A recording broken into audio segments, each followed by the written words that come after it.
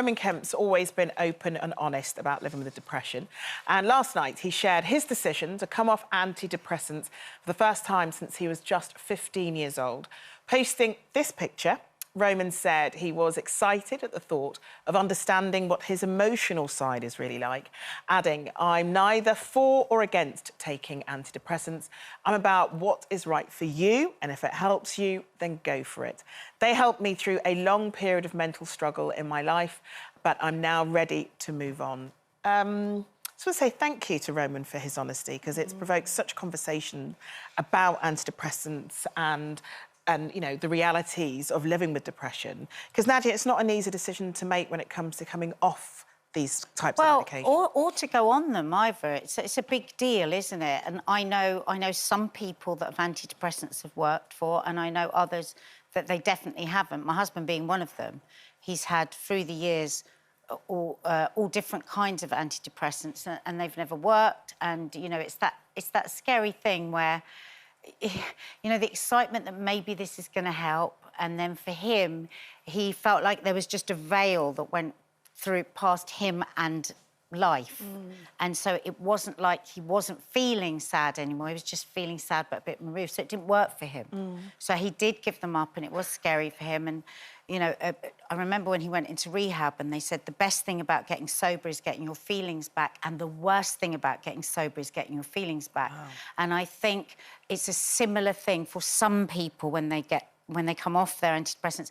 And that's why it's so important, I think, that they have a talking therapy as well, so that you can work through those feelings. And now Mark says he would never go back to antidepressants now, and he's actually dealing more with those. Yeah. But as you say, everybody's experience is different. Yeah. Because, Frankie, you've been taking them for a while, haven't you? Yeah, so I started taking antidepressants when I was about 18. And I still ended up in hospital when I was about 21 with really bad depression and anxiety.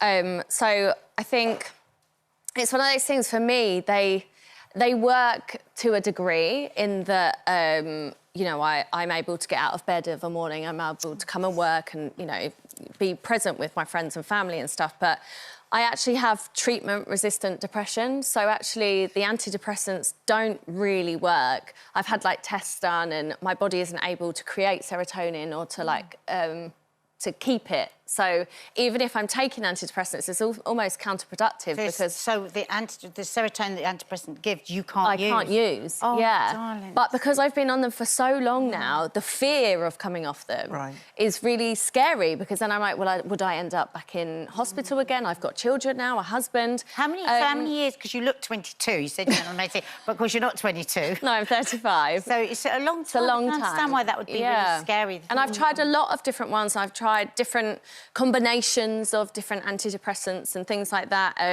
And so now I'm constantly trying to think of different things to try. So I've recently tried ketamine treatment, which has been really effective for me, but it's really expensive. It's not available for everyone. And that was a really big deal for me. It was really scary for me. What's important, though, these aren't decisions that you're making by yourself. No, you're and doing that's it alongside the big your thing, doctor, I think, aren't you? you know, and obviously I imagine Roman is too, and I've taken myself off of antidepressants before, and the side effects of coming off these things are brutal. You know, I spent like 2 weeks in bed, they can make you feel awful. So I think it's a really good message to say to people that, you know, you can obviously give it a go if you feel ready, but like you say, you have to do it with a doctor, because it's not that easy just to go, right. And I think sometimes it's all right to question. Like, I've had friends, we all know people, especially with menopause, and they've gone in and said, you know, I've got loss of libido, or I'm really irritable, or I just feel life is...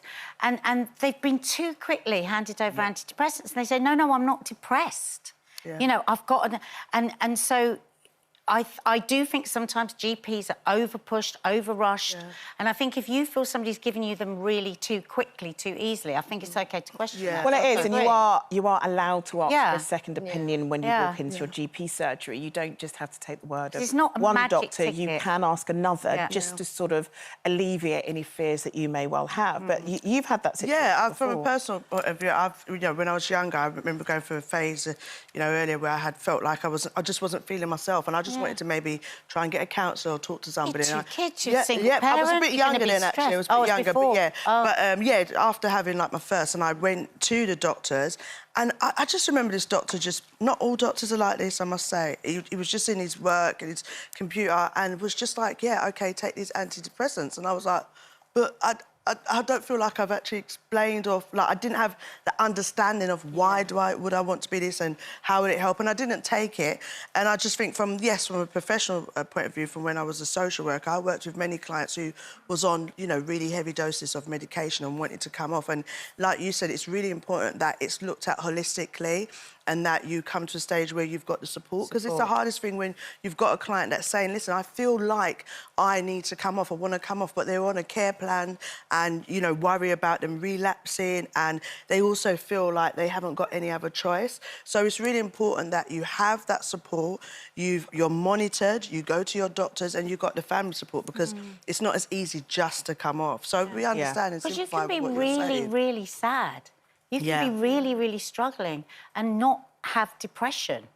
And again, going back to the AI and the Jesus and everything, we want a quick fix, we want a quick fix. And we all keep saying we're too far gone to do anything else, too far gone to look in on our neighbour or chat or really ask somebody how they are. And so when they say, I'm fine, say, but are you really fine? You know? And you're right, because when you're saying about the depression, I think a part of mine was feeling lost and not knowing who I was, because my mum had passed away and I just felt like that was all my life. So you're right, it is about finding out what it really is. Yeah, but it's important to talk. You've got to talk about it, don't you? You've got to talk about whether it's with each other, with family members, with your doctor. You need to talk through these things. And there's lots of great organisations. Absolutely. And, you know, I know that we are probably going to talk about this during the talkathon next week, because that's the point of fundraising. We are fundraising for Britain Gets Talking. We're going to be supporting lots of mental health charities who provide helplines for people to talk to somebody if they're going through something. And young minds. Exactly. Young minds is fantastic. Yeah. And so that's part of the reason why we're going to be doing that next week. But just want to say thank you, Frankie, because I know how much we appreciate. I just want to cuddle you. I just want to cuddle her up. I know. Yeah.